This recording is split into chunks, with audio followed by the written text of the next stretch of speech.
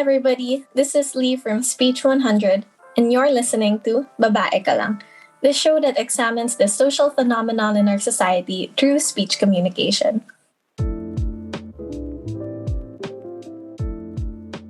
In this episode, we're going to talk about discrimination against women in the Philippines through the lens of rhetoric with my peers JD, Oliver, and Christian. Rhetoric includes words, images, and gestures that are presented to an audience for some kind of purpose. We will use rhetorical analysis to identify how arguments are constructed to persuade audiences to accept and support particular constructions of reality, truth, and courses of action. For this segment, I am more than ready to give Christian, a very wise individual, the mic for him to thoroughly discuss sexism in the Philippines through the lens of rhetoric. All right, thanks, Lee. So now let's talk about rhetoric of sexism and how misogyny is embedded in our customs and institutions here in the Philippines. And since President Rodrigo Duterte's term is expected to end this month, let's relive Duterte's legacy. So in one word, how will you remember Duterte? Murderer. Paasa. Impressionable. Yeah, actually I agree with all of your answers. But for me, the word that I would describe Duterte is sexist kasi naalala ko talaga noong sinabi niya na mayor dapat mauna nung may nirape na Australian missionary sa Davao. So despite his offensive, sexist, and misogynistic comments, he still remains a hugely popular figure among female voters in the Philippines. He even scored a 67.2% approval rating last April. So why do you think that's the case? Duterte persuades people by establishing his authority as the highest governing official in this land to speak on the object, despite making incorrect and fallacious statements several times. Yeah, I agree. And Duterte takes advantage of his authoritarian presence in conveying his messages to the public. Relating this to Aristotle's mode of persuasion, he mainly appeals through his ethos or credibility as the president of the Philippines. And his rhetoric is not an attempt to articulate his statements to meet the standards of argumentation. He usually does not persuade through logos or reason. Instead, he takes advantage of his personal credibility or ethos and his relationship with the audience through his pathos. Just to add on this, political messages are invested in the persona of the messenger. That's why it is important to establish a credible identity to make people receptive to a speaker's message. Duterte capitalizes on his identity as a strongman, as a source of narratives that resonate with audiences.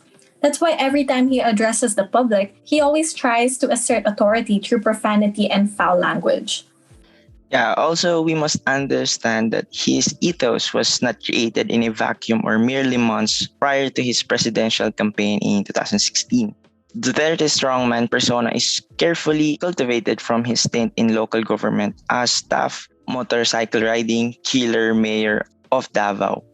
Tama. And we have to consider Duterte's appeal to the emotions of the public as well.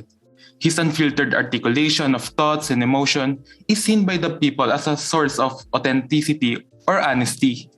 And according to Dr. Orville Tacho in his study, Beyond Strategic Maneuvering, Embodied Storytelling as Duterte's Form of Argumentation, Duterte establishes a relationship with the public through a humanizing rhetoric, using personal anecdotes, vernacular, and humor to inform or persuade the audience.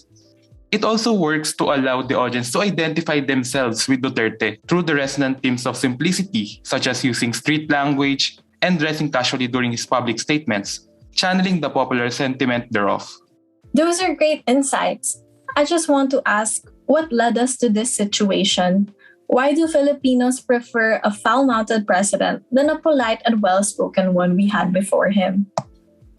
I think it's all about context, which is mainly because of the Aquino administration's supposed incompetence.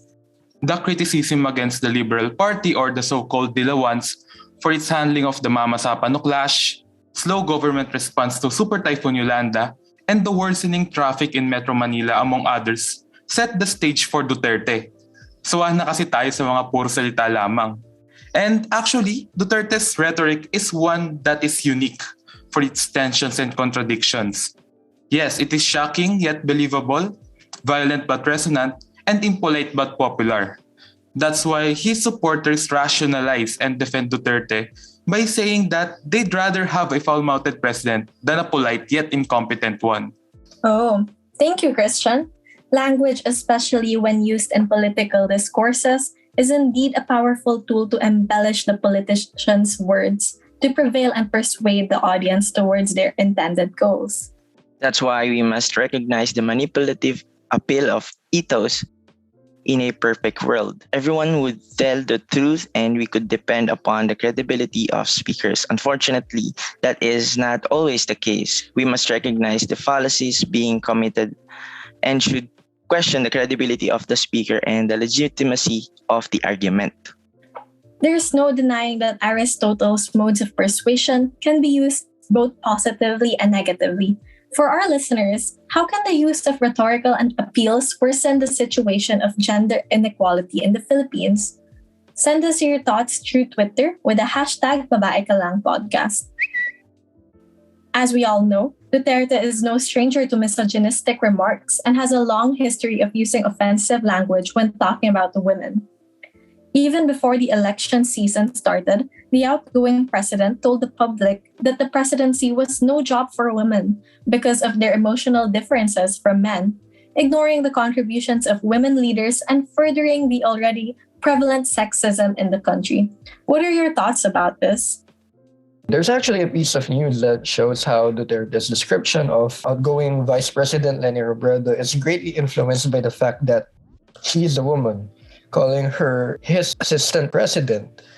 And not because her capabilities and track record, but because she is quote unquote beautiful. So if even the outgoing VP of the Philippines is a victim of this discrimination, imagine what the average woman has to go through.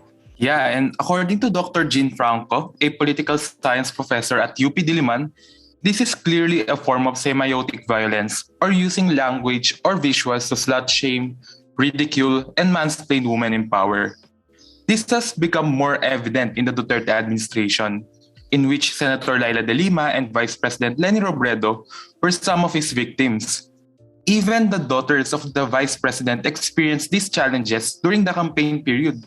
And even without explicitly targeting women in power, careless language can create a fertile ground for sexism in Philippine politics. Recently, a senator campaigning for a male presidential candidate metaphorically referred to the men's testicle as a requirement for the would-be president. So, when did it become na yung male anatomy naging synonymous na siya sa leadership traits? And worse, even when women are positively regarded as decisive, as firm, and as a great leader, tungkol pa rin siya sa pagkakaroon ng bayag. So, bakit ganun, di ba? Right. Actually, there's a study regarding Filipinos' perception towards female leaders. In the 7th round of the World Values Survey, more than half of the Filipinos believe that men can make better political leaders than women. Can you believe that? As a woman, from what I see and experience, parang hindi nawawala ang sexism sa Pilipinas. Yung tipo, kahit anong maliit na bagay o yung mga pagkakamali mo, irarason nila sa yung gender. This shows how sexism is normalized in our country. As long as sexism is prevalent in our country, women's credibility as leaders will always be unjustly questioned. And thanks for listening to Babae Ka Lang podcast. We hope you enjoyed our deep dive into Rhetoric of Sexism in the Philippines. If you love this podcast, we'd love for you to subscribe to our channel and post about us on social media with the hashtag Babae Ka Lang podcast. If you want to know more about this communicative phenomenon, join us next time when we'll be examining sexism through the lens of performance. That's all for this episode, folks. See you next time.